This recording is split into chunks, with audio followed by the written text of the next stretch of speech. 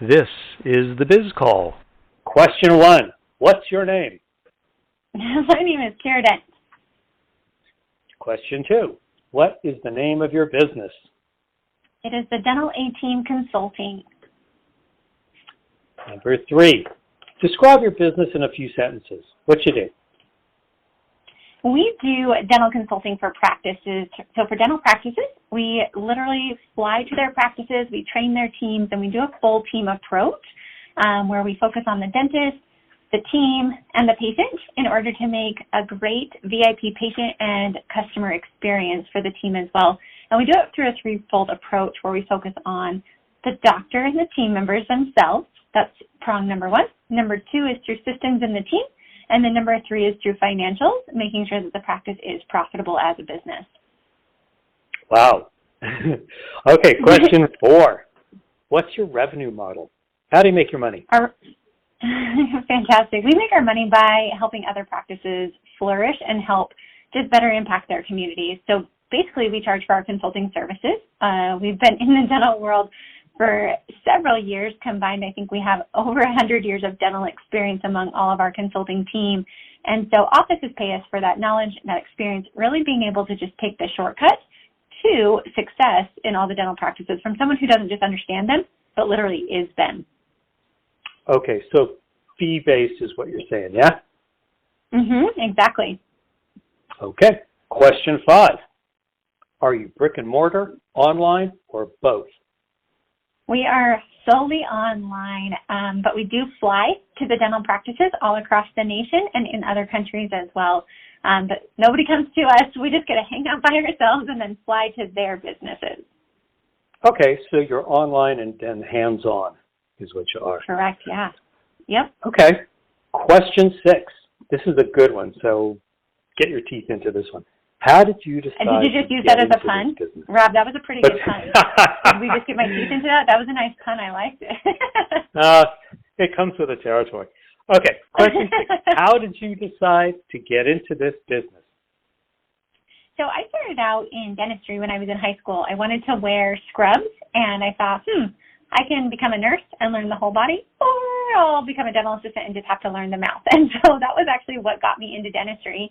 I fell in love with the profession, fell in love with helping just the patients, and I loved my patients. I loved helping people. And then I ended up being able to work at a dental college in Arizona with dental students, and I saw a whole different side of the dental world. I saw what it took for them to become a practicing clinician.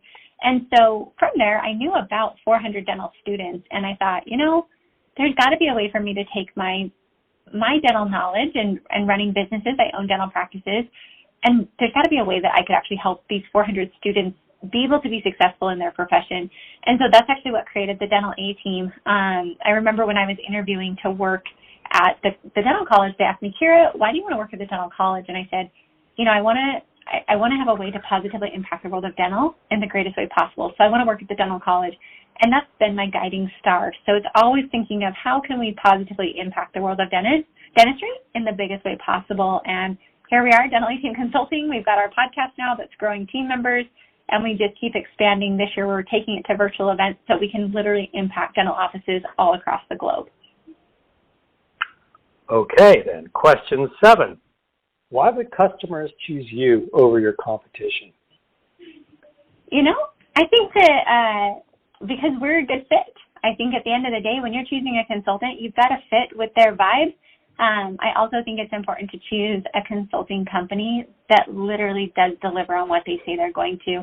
So for us, our average client within their first 30 to 60 days of working with us sees a 10 to 30% increase in revenue. As a business owner myself, I'm very, very particular that if you're going to work with us, you will see results. But we do it as a very fun, hands-on. It's not cookie cutter. We literally figure out how can we help you and your team do it in the way that works best for you guys. So I would say if that's your style and your vibe, I think we work great. If we're not your style and vibe, there are other amazing consulting companies out there. I really think it's important to fit with the consulting company's style and their model because that's where you're going to see the results. That's where the magic happens. Okay, question 9. What do you do to increase your business? I don't know if this is fully recorded. We did skip number 8. I've just been watching the questions. I didn't know if you wanted to go to 8, but I didn't want your questions to get out of order. Sure, we can go to question 8. What's your, okay, let's go to question 8. What, if you have one, is your exit strategy or long-term goal? I do have one, and I think something that a lot of people choose us actually to consult is because of my exit strategy. I'm a lot like a lot of dentists, except for I am hopefully a future mom, and so I've literally been building the business to be able to run at a 50% profitability without me being here. And so I purposely pay myself as a consultant, as a CEO, and also as management. So as I bring those positions in, I've already been able to pay for those so I can hire and expand, and the business can literally run without me. That way I can be a mama, not stressed out, and I actually help a lot of dentists do this as well, so they can exit their practice but still have a flourishing practice. And my long-term goal is just to find the best way to positively impact the world of dentistry, and I think me being a mom, fulfilling my life is a great way that I'll be able to help other people fulfill their lives as well. Okay, good. So now let's get to question 9. What are you doing to increase your business? So right now we are working on SEO, obviously, wanting to make sure that more people that haven't heard about us are able to find us organically. We also do a lot of referrals. We also started just recently, it sounds ridiculous, hello 2021, we just started with our Google reviews. I help a lot of dental offices do that, but I never started in our company. And then we're also working on, like I mentioned, our virtual conference and event this year, something where I think it's a totally different spin on what most consulting companies do. We're actually doing an event in their practice, and we're helping them increase right away. So that's what we're doing to increase business right now, mostly a lot of it organic, but also starting to venture out to SEO and geo-targeted marketing. Okay. Question 10. How do you measure your marketing success? You know, this is a great question, and this is something that I've been puzzling on a lot because I think marketing, as I've learned, I got burned early on in business. I spent $80,000 of marketing with a 0 ROI, and I think it was good. I learned it early on, so that way I can look at it now.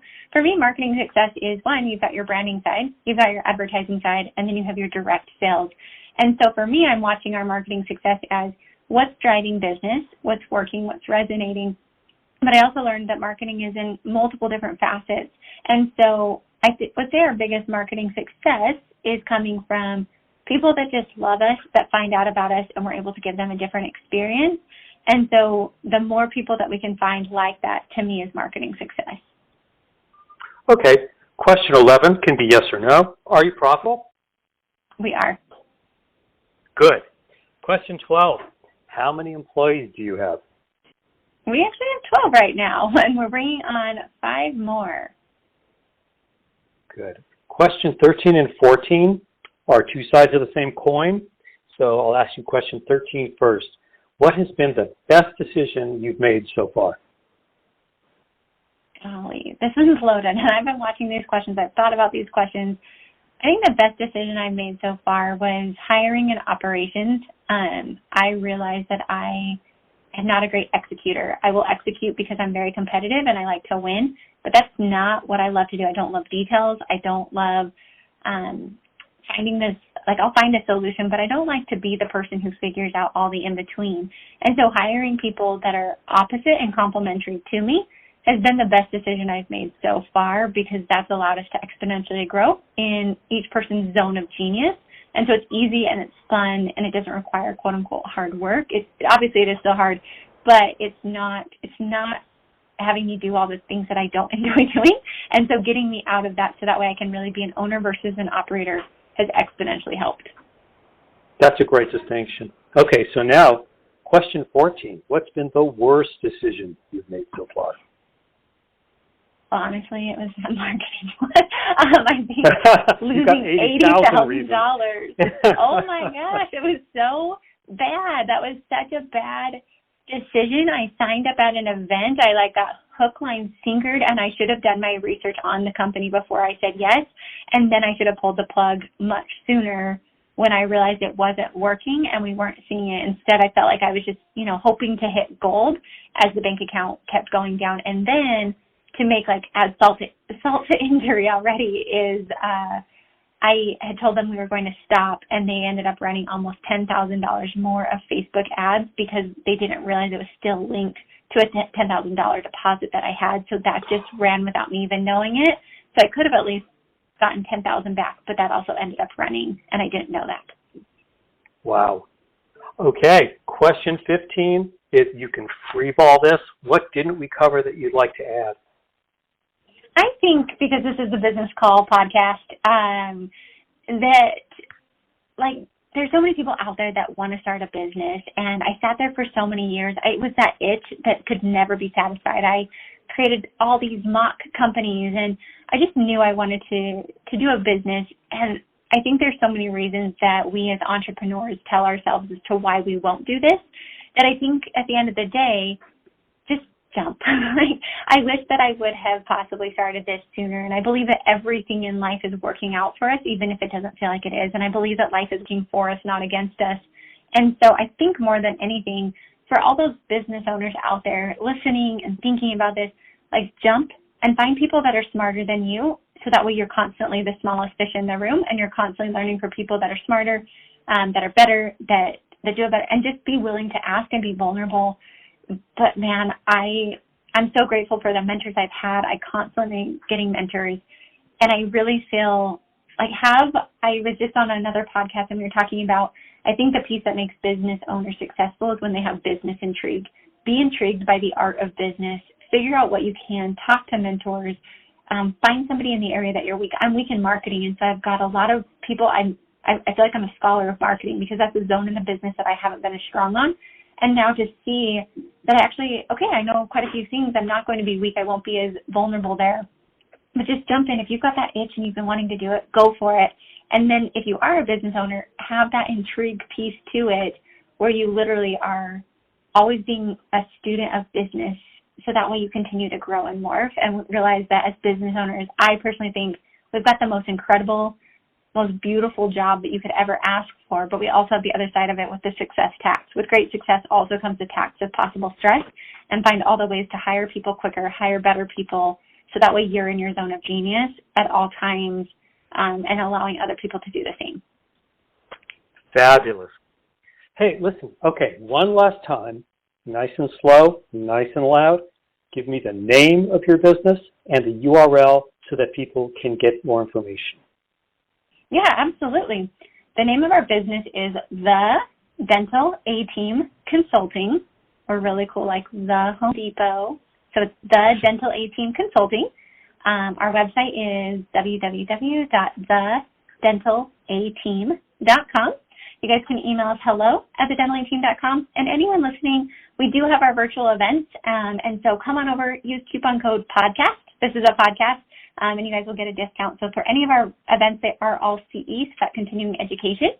We'd love to have anybody listening there, or email us hello@thedentalateam.com. If you'd like to plug your business on the BizCall podcast, simply visit thebizcall.com and fill out the form. If you become a guest, you'll receive a free lifetime membership to the BizCall discussion and networking list. If you're too shy, you can still join the BizCall list at thebizcall.com.